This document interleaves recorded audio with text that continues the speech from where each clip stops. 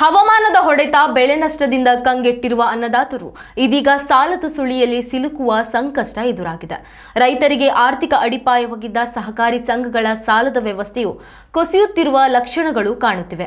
ರೈತರಿಗೆ ಆಸರೆಯಾಗಬೇಕಿದ್ದ ಶೂನ್ಯ ಬಡ್ಡಿ ಸಾಲದ ಯೋಜನೆ ಈಗ ಮರೀಚಿಕೆಯಾಗಿದ್ದು, ಹಳ್ಳಿಗಳ ಪ್ರಾಥಮಿಕ ಕೃಷಿ ಪತ್ತಿನ ಸಹಕಾರಿ ಸಂಘಗಳು ಆರ್ಥಿಕ ಮುಗ್ಗಟ್ಟಿನಿಂದ ಕಂಗಾಲಾಗಿವೆ. ಕರ್ನಾಟಕದಲ್ಲಿ ಸುಮಾರು 5,000ಕ್ಕೂ ಹೆಚ್ಚು ಪ್ರಾಥಮಿಕ ಕೃಷಿ ಪತ್ತಿನ ಸಹಕಾರಿ ಸಂಘಗಳು ಸಕ್ರಿಯವಾಗಿದ್ದವು. ಆದರೆ ಇತ್ತೀಚಿನ ವರದಿಗಳ ಪ್ರಕಾರ ಈ ಸಂಘಗಳ ಲಾಭದ ಪ್ರಮಾಣ ತೀವ್ರವಾಗಿ ಇಳಿಕೆಯಾಗಿದೆ.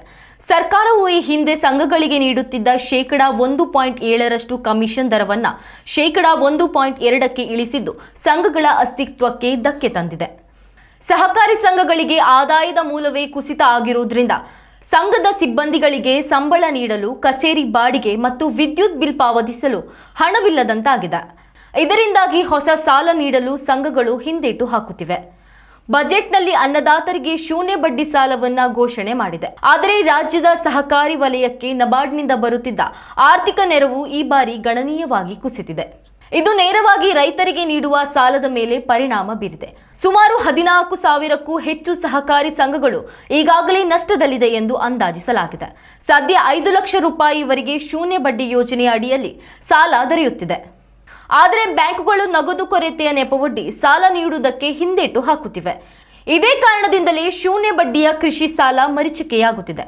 ಮುಂಗಾರು ಆರಂಭದಲ್ಲಿಯೇ ಸಾಲದ ಕೊರತೆ ಉಂಟಾದರೆ ಅನ್ನದಾತರು ಆರ್ಥಿಕ ಸಂಕಷ್ಟಕ್ಕೆ ಸಿಲುಕುವುದು ಖಚಿತ. ಮುಖ್ಯಮಂತ್ರಿ ಸಿದ್ದರಾಮಯ್ಯ ಅವರು ಬಜೆಟ್ನಲ್ಲಿ ₹30,000 ಕೋಟಿ ಅಧಿಕ ಸಾಲ ನೀಡುವ ಗುರಿ ಹೊಂದಿದ್ರು. ಇದನ್ನು ಕಾರ್ಯರೂಪಕ್ಕೆ ತರಲು ಸಹಕಾರಿ ಸಂಘಗಳ ಆರ್ಥಿಕ ಸ್ಥಿತಿಯನ್ನ ಸುಧಾರಿಸುವುದು ಅನಿವಾರ್ಯವಾಗಿದೆ. ಸಂಘಗಳ ಕಮಿಷನ್ ದರವನ್ನ ಮರುಪರಿಶೀಲಿಸಬೇಕು ಮತ್ತು ಸಾಲದ ವಿಚಾರಣೆಯ ಪ್ರಕ್ರಿಯೆಯನ್ನ ಸುಲಭಗೊಳಿಸಬೇಕು ಎಂಬುದು ರೈತ ಸಂಘಟನೆಗಳ ಒತ್ತಾಯವಾಗಿದೆ. ಉತ್ತಮ ಸಂಸ್ಕಾರಯುತ ಶಿಕ್ಷಣದೊಂದಿಗೆ VSS English medium CBSE school Udupi Muddur. ನರ್ಸರಿಯಿಂದ 10ನೇ ತರಗತಿವರೆಗೆ ಶಿಕ್ಷಣದ ಜೊತೆಗೆ 5ರಿಂದ 10ನೇ ತರಗತಿವರೆಗಿನ ವಿದ್ಯಾರ್ಥಿನಿಯರಿಗೆ ಉತ್ತಮ ಹಾಸ್ಟೆಲ್ ಸೌಲಭ್ಯವೂ ಇದೆ.